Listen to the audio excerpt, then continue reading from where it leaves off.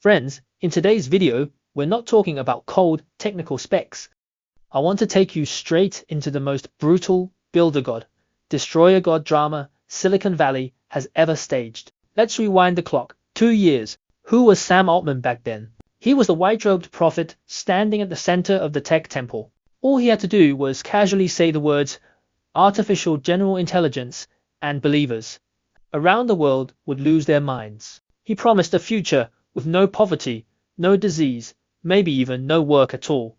Back then, OpenAI looked like a spotless white cathedral, proudly displaying a golden sign at the door. Non-profit, for the benefit of all humanity. But this week, the dome of that cathedral collapsed. Not because of technical limits, but because they ran out of money. Altman made a decision that shattered every idealist's heart. OpenAI officially announced its testing ads. Yes, you heard that right. The same ChatGPT that once claimed to despise money, that wanted to build God in the cloud, is now preparing to push ads for $9.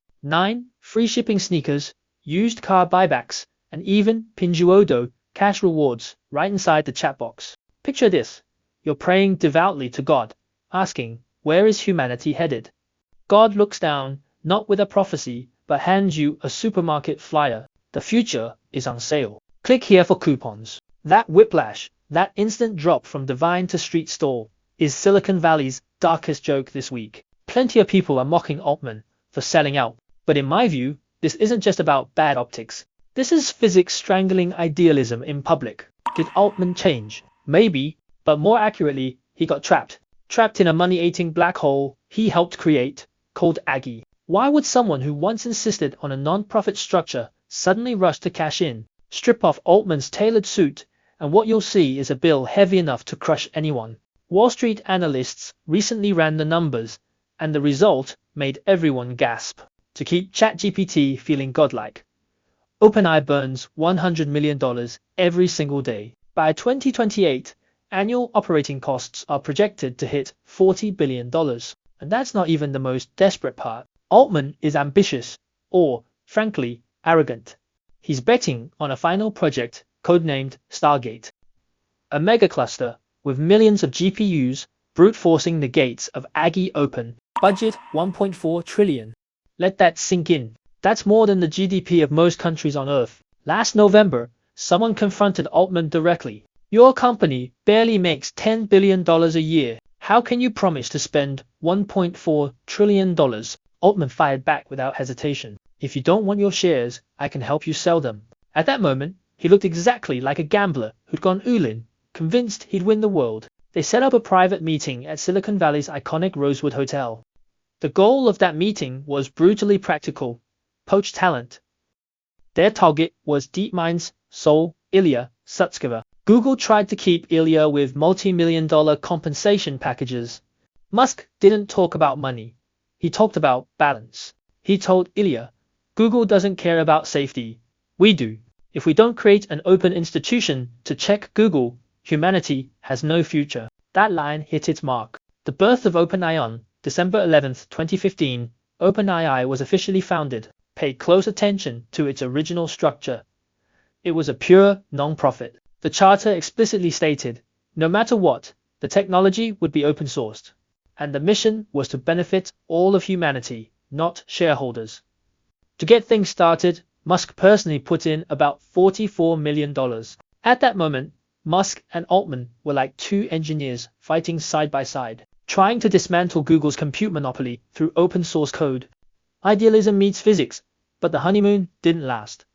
It crashed headfirst into a wall of reality: compute. After the transformer architecture emerged in 2017, model sizes began growing exponentially. OpenAI researchers quickly realized their modest GPU resources were like swords against tanks compared to Google's TPU clusters. That same year, Ilya sent Musk a critical email: our compute is nowhere near enough. If this continues, we will lose for sure. This exposed a fundamental strategic split. The fatal split: Tesla vs. independence. Musk's solution: acquire.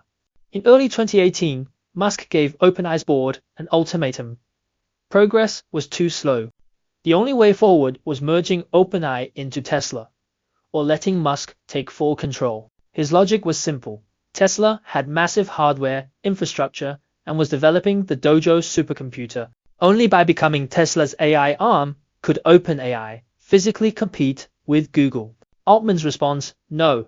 Altman, Ilya, and the board rejected the proposal due to conflicts of interest. If OpenAI became part of Tesla, what would stop Musk from sacrificing AI safety for Tesla's self-driving business? The talks collapsed in February 2018. In the parking lot, Musk dropped a final line. Fine, I'm leaving. I'll build an eye at Tesla myself.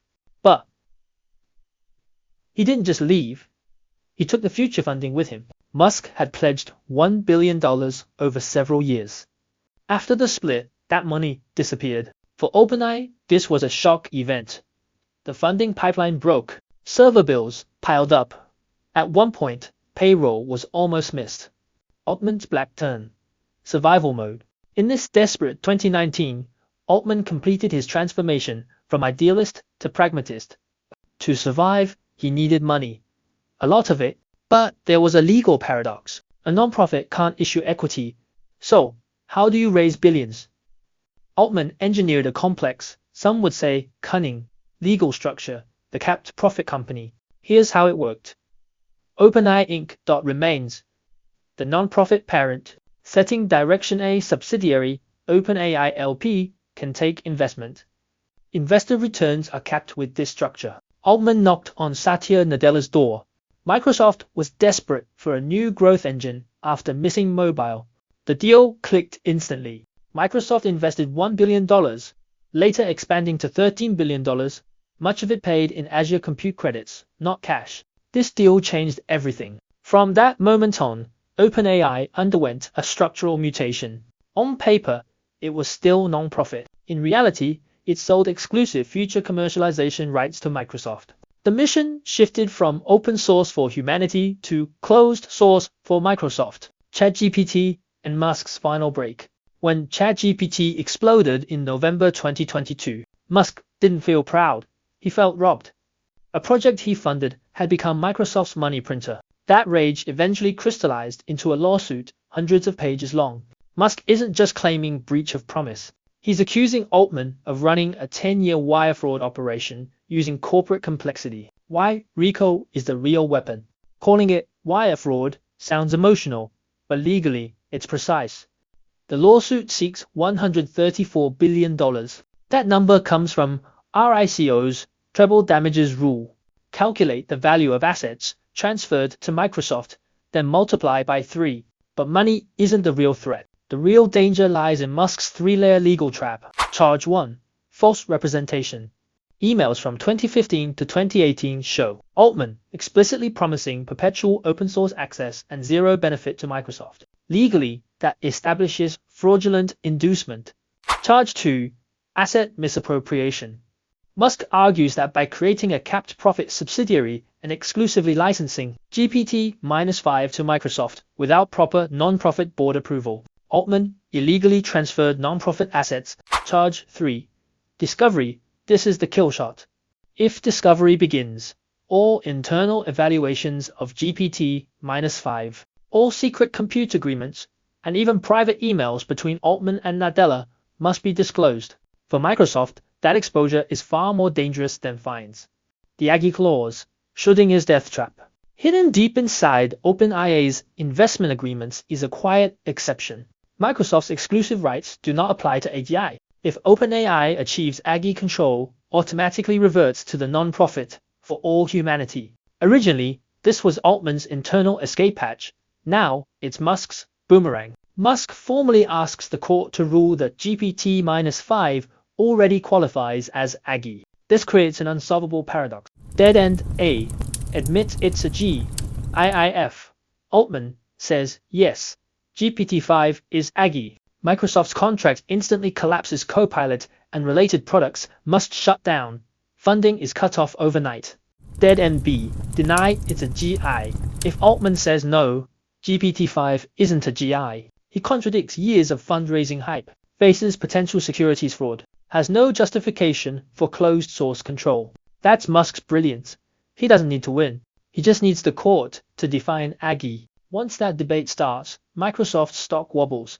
and OpenAI's funding freezes. The brutal truth: AI is heavy industry. This lawsuit rips off Silicon Valley's favorite fig leaf. At $1.4 trillion in infrastructure cost, non-profit AI becomes PR theater. AI isn't code anymore. In 2015, AI was garage science. In 2026, AI is heavy industry. Millions of GPUs, continental scale data centers, nation-level power consumption. The ticket to Aggie is priced in trillions, and non-profits can't afford it. Why Altman didn't fall? He was pushed. Altman wasn't corrupted by greed. He was trapped by invoices. To build Aggie, he needed Microsoft. To take Microsoft's money, he accepted profit-first terms. To satisfy those terms, he closed the source, ran ads, and burned bridges. He didn't sell out for luxury. He sold out to pay the power bill. 3 possible endings. Ending 1. Musk Winstad 5 ruled Aggie. OpenAI restructured. Microsoft kicked out. Code forced open source. A nuclear winter for global markets. Ending 2. OpenAI wins court, defers to business judgment. Commercialization accelerates with zero oversight. Ending 3. Settlement most likely. A massive behind closed doors deal. Donations. Partial disclosures. Lawsuit withdrawn. Only one thing truly dies. The 2015 promise made at the Rosewood Hotel. Final thought. When the first used car ad appears inside ChatGPT, that's not monetization. That's symbolism. The moment AI fell from God to business. AI isn't theology. AI is economics. And it's an expensive, slow payback business. Closing. 10 years ago, Altman and Musk thought they were building a god. They did build something. A brilliant chatbot that still needs to sell shampoo to pay for electricity. This is Silicon Valley's cruelest rule. When the bill is measured in trillions, there are no gods, only business.